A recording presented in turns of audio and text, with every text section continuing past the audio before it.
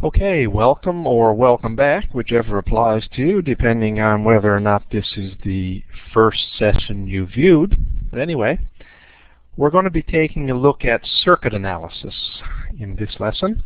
And circuit analysis essentially means taking a circuit with some unknown values in it. Like it might be unknown resistances, it may be unknown voltages, it may be unknown currents, and finding missing values. Okay, so some of the things are given, some of the things are not. You have to use a set of tools in order to figure out what the missing values are. And in the past number of sessions, the past number of topics have gone through some of the tools that you need in order to solve circuits or do circuit analysis. What we're going to take a look at in this topic is we're going to look at, first of all, what those tools are, just a quick recap of the things that you need to know in order to do circuit analysis.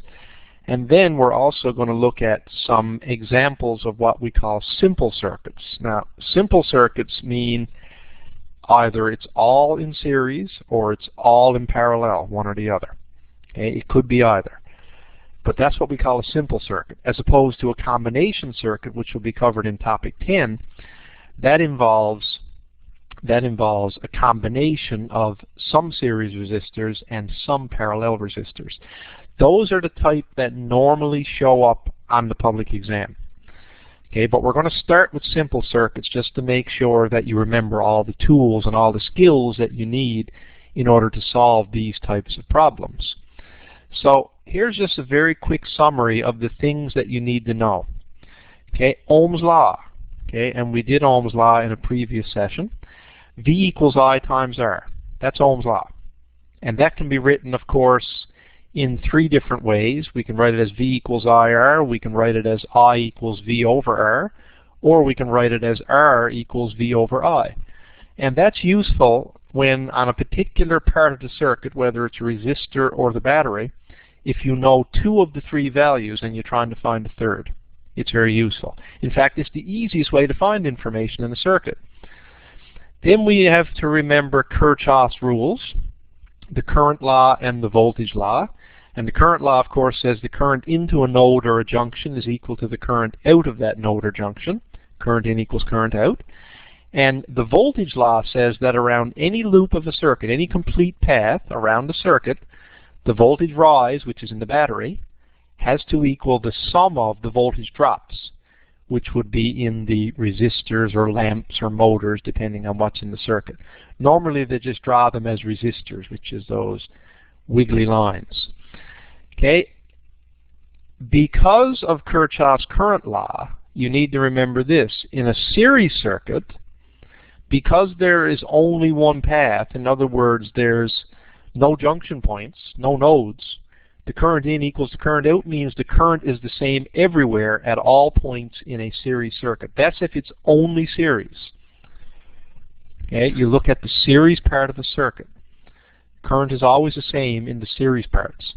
But in parallel circuits or parallel parts of circuits, because each parallel part is a separate branch or a separate path, then the voltage is going to be equal in each of those parallel branches. That's essentially why in your house everything is wired in parallel. Because if it wasn't, when you plug something in one outlet, then you plug something into another outlet, you're getting a different voltage. And the more things you plug in, the less voltage you have for each of them. And that wouldn't work very well, obviously. Things are designed to operate at certain voltages, so they wouldn't draw the right amount of current and they wouldn't work properly. So in order to avoid that problem, your entire house is wired in parallel for that reason. So keep that in mind. That sometimes shows up as a multiple choice question. You never know. And you have to know how to combine resistors. So in series, you simply add them. It's as simple as that. Add them up. Add them all together. And that will give you the total resistance. And in parallel, you do the reciprocals, right? You do 1 over the total resistance equals 1 over R1 plus 1 over R2 plus 1 over R3. And when you do that, you have a choice whether to find the lowest common denominator and add the fractions, Or the easiest way is just to use the reciprocal button on your calculator, which would be either 1 over x or x to the negative 1. And the biggest key, I find, to the circuit analysis is to keep yourself organized. Use a table as a good way, and I'm going to show you how to do that here now. I'm going to show you a good systematic approach to take for solving circuits. Now what I'm going to do here is I'm going to do a couple that are not taken from a public exam. Okay, they're actually taken out of the notes that you'll find on the CDLI website if you've gone in there and poked around a bit in the content of the Physics 3204 course that's there. So, like I said, the biggest thing, I think, with this is to keep yourself organized. If you put everything in the form of a table, it's really easy to see, first of all, what's missing, and it's also really easy to see how you can do other things. So, let's have a look. So, here is an example. Now, this one, like I said, is not off a public exam. Sometimes they might have one something like this on a multiple choice question, and I'll show you an example of that now in just a minute. But in this particular one, this is what we call a simple circuit. It's a simple series circuit because every element in that circuit is in series. There's only one path around, right? You leave the battery, you come down this way, you go through the first resistor, which is 10 ohms, you go through the second resistor, which is 30 ohms, you go through the third resistor, which is unknown, and then you come back to the battery. So what I've done is I've drawn a table. Okay, I've got resistor R1, R2, R3, and then we've got total. And the total means the voltage of the battery, the current coming from the battery, and the total resistance of the circuit. That's what goes in that line. We call them VT, IT, and RT is the best way to look at those. So what I've done is I've done that for voltage, current, and resistance, or V, I, and R. And we've made a matrix, essentially. We've made a table. And what I've done is I've already filled in the values that were given. You can see VT is 120 volts. So under the voltage column for total, I put 120 volts. In R2, we know that R2 is 30 ohms, so that goes under the resistance column. I also know that V2 is 45 volts because that's given to me right here. 45 volts. And then R3 we don't know, so this line is totally blank. We don't know any of that. But we do know R1 is 10. So once you've got it organized in a table, the reason it's a really great way to do it is because now you look across the rows. And if you look across a row and you see there are two values given and only one unknown, like in row number 2 here, that tells you can use Ohm's Law. Okay, that's why the table is a really nice way to keep things organized. So you know you can use Ohm's Law to find current. So Ohm's Law says this, that V1 is equal to I1 times R1.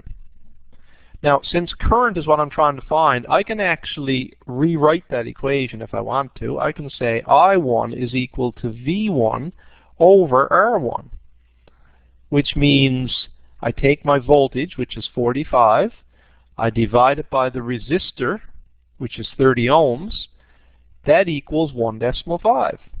So I got 1.5 amps. So I'm going to fill that into my table. 1.5 amps. Now, what you need to remember now is because this is a series circuit, if you know one current, you know them all. Because there are no junction points in this circuit. There's nowhere for the current to split and go two different ways.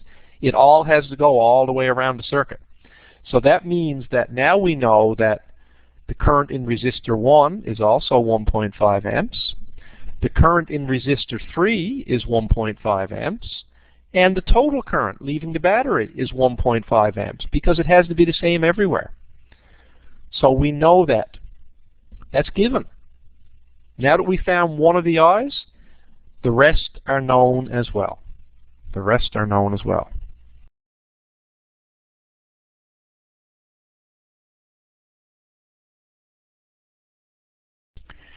All right, and now that we know what the currents are in every part of the circuit, now if we look here again, let's look at our rows again. Now, do we have a row that has only one value missing? And the answer is yes, we do. Because in row number 1, resistor 1, the only thing we don't know is voltage. So now we can use Ohm's law to find that voltage. And right here, by the way, I made a mistake there. That should have been 2's, I just noticed. Because it was row 2 we were doing, not row 1. All 2's. Okay, now I can do the same thing for row 1. I can say Ohm's law tells me V1 equals I1 times R1. I know now that I1 is 1.5.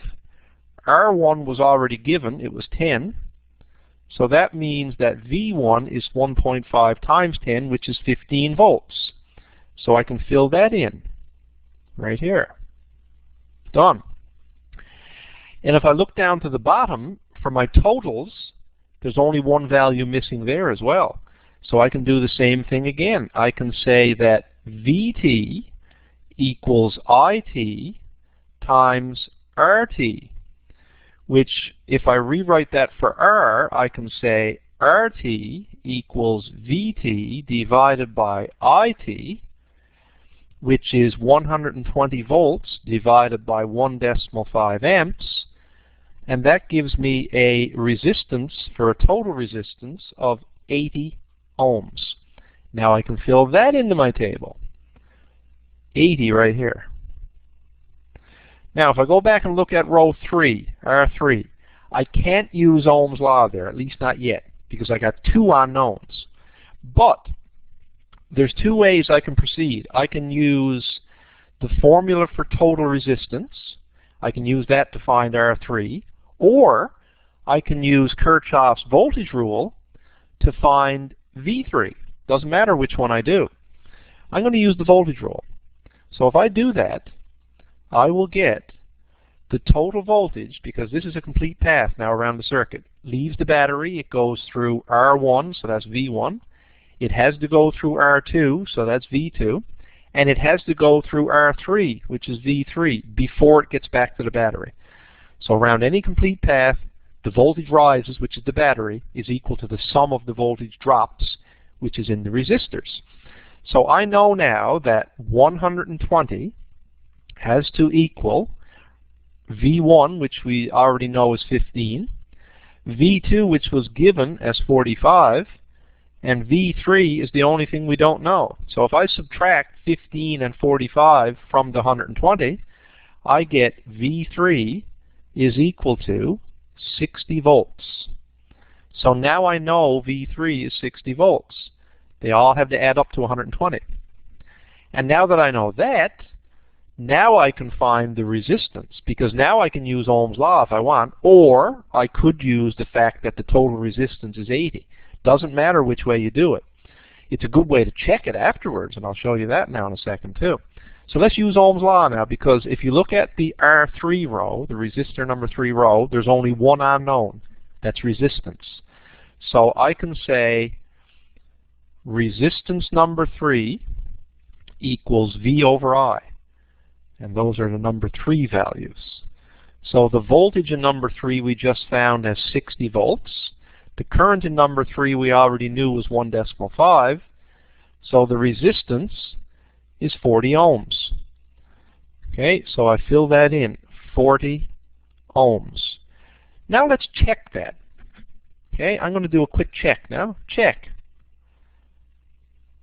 My check should be, my total resistance should equal R1 plus R2 plus R3.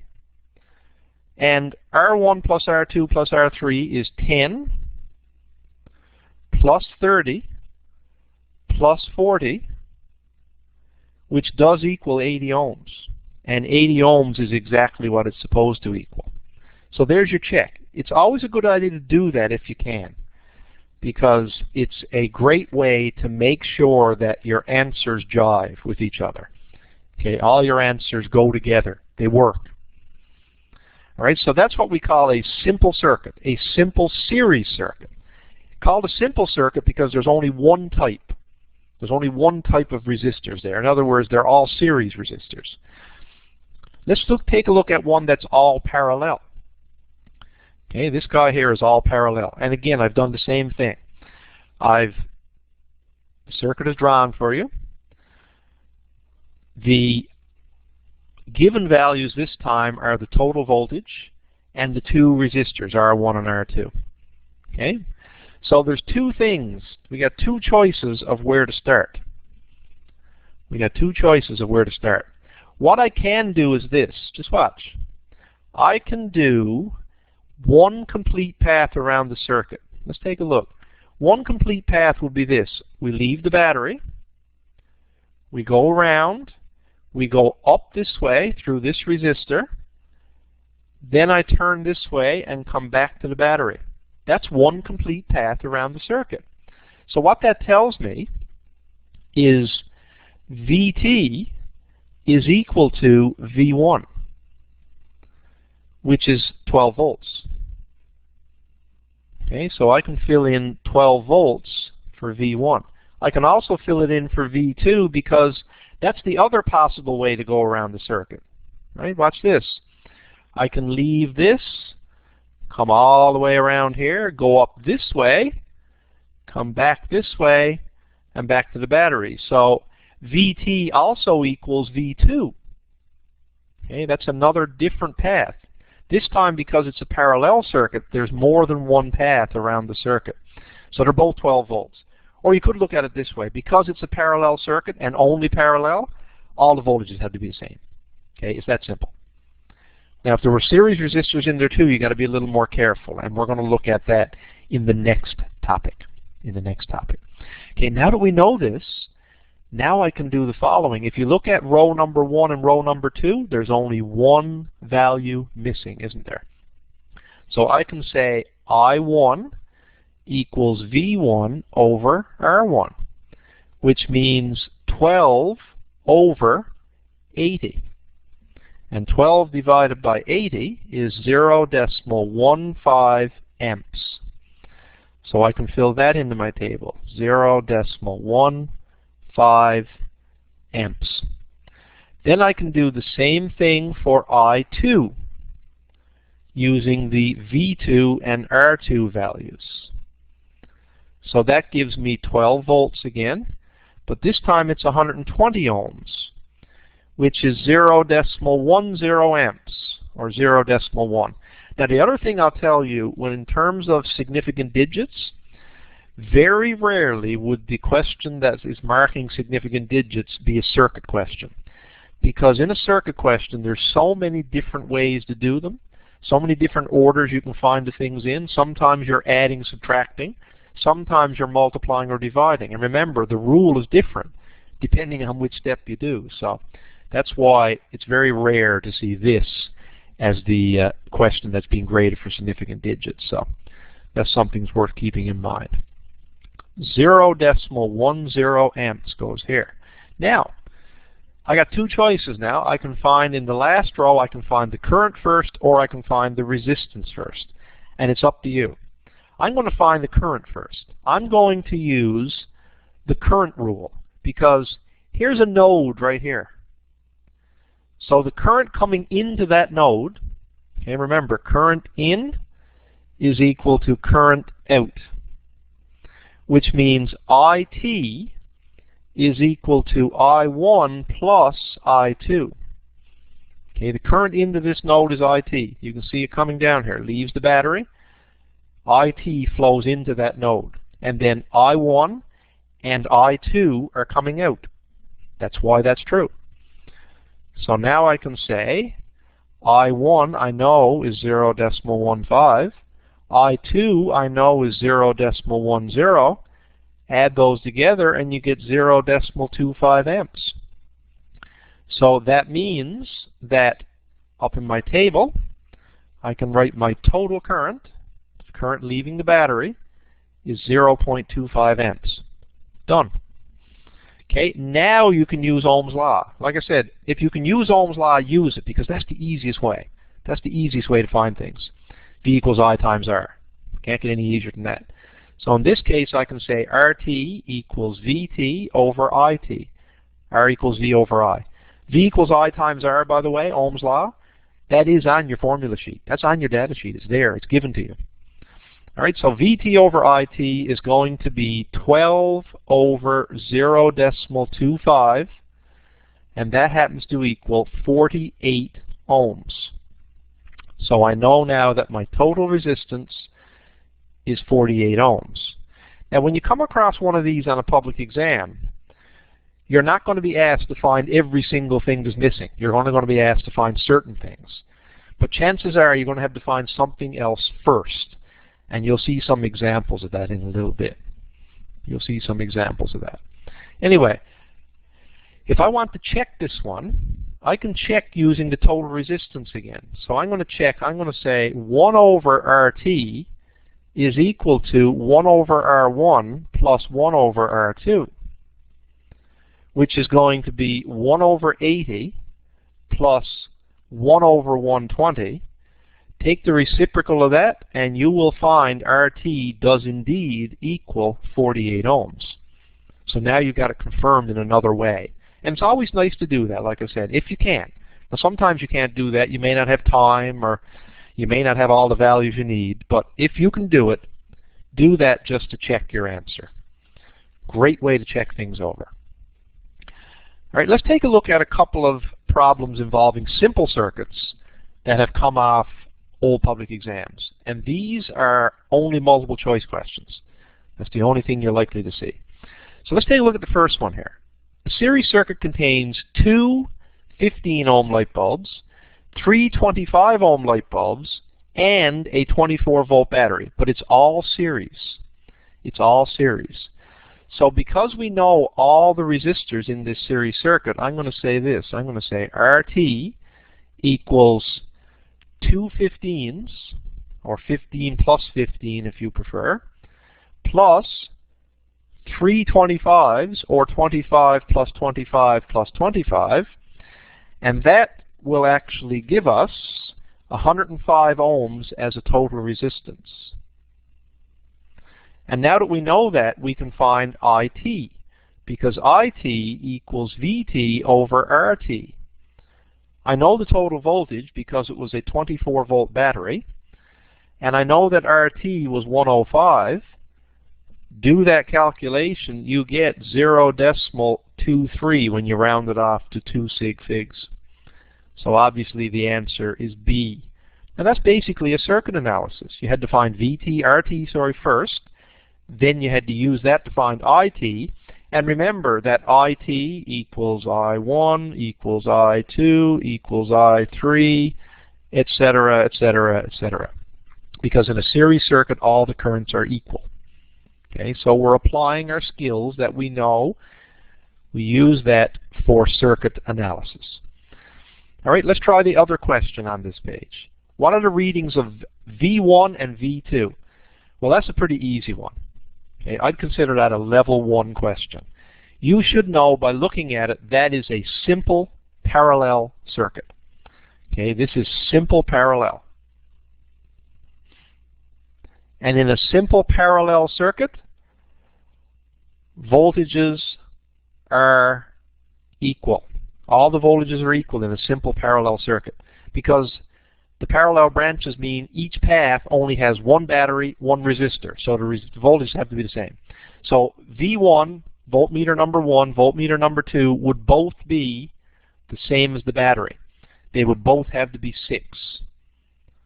Okay, it does not depend on the resistance. If that were a series circuit, the answer would have been this guy. We would have lost 4 volts in the first resistor and only 2 in the second one, because in a series circuit you lose a little bit in each resistor. And I'd lose twice as much in the first resistor because he's twice as big. Okay, that would be in a series circuit. If this were a series circuit, that would have been the answer. But because it's a parallel circuit, the answer is actually D. The voltages must be equal. So we're going to stop there right now. That is simple circuits. In our next topic, topic number 10, we're going to look at what's called combination circuits. Those are the more complex ones. And that is one thing that I can pretty much guarantee you without a doubt will definitely, and how many times can I say, how many different ways can I say it's going to be there? But that is the one question that you can be guaranteed will be on your public. It'll be there, trust me. There will be a circuit question on your public exam. There is every single time. If you go back and look at all the old public exams that are on the government's website, every single one of them has a circuit problem, a circuit analysis. And it's always, always a combination circuit. So that's what we're going to take a look at in our next recording. So good luck with your exam. Study hard and come back and join us for some more review.